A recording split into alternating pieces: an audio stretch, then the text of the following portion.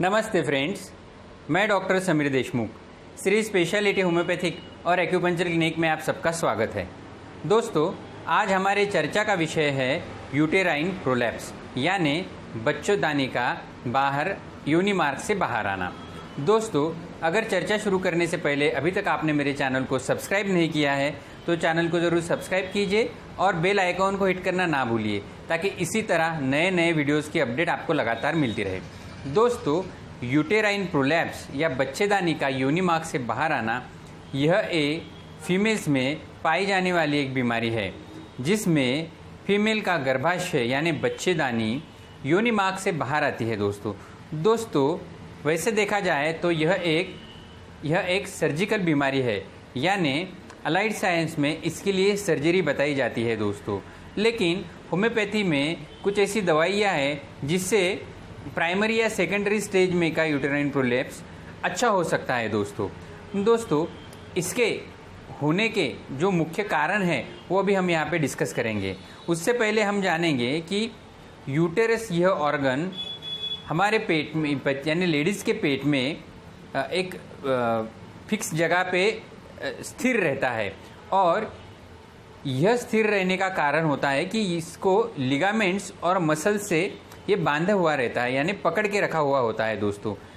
कभी कभी ऐसा देखा जाता है कि ये जिस लिगामेंट से या मसल से बांध दिया जाता है वह लिगामेंट्स या मसल्स लूज हो जाते हैं, जिसकी वजह से वो ऑर्गन ढीला होके नीचे खिसक जाता है दोस्तों।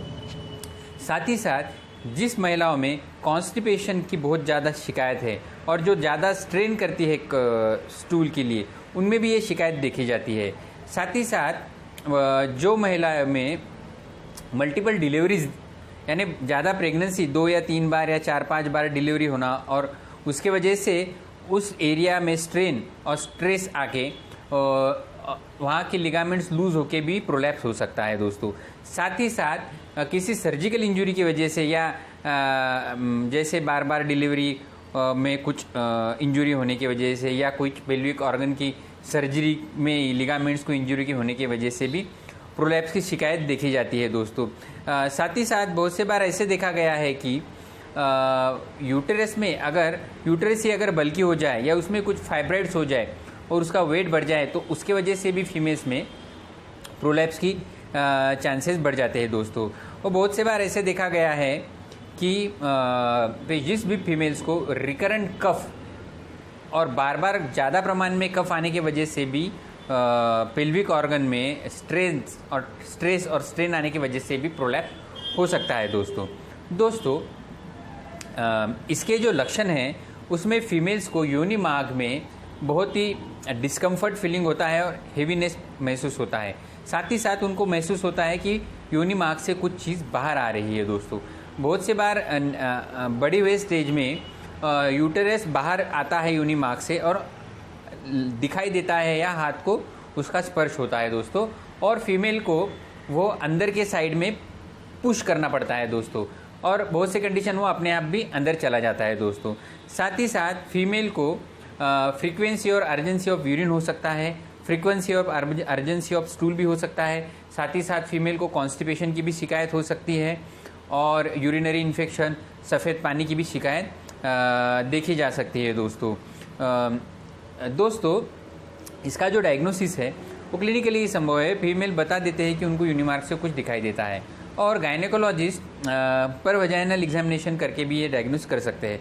साथ ही साथ इसके लिए यूएचजी ऑफ एब्डोमेन भी सजेस्ट किया जा सकता है दोस्तों।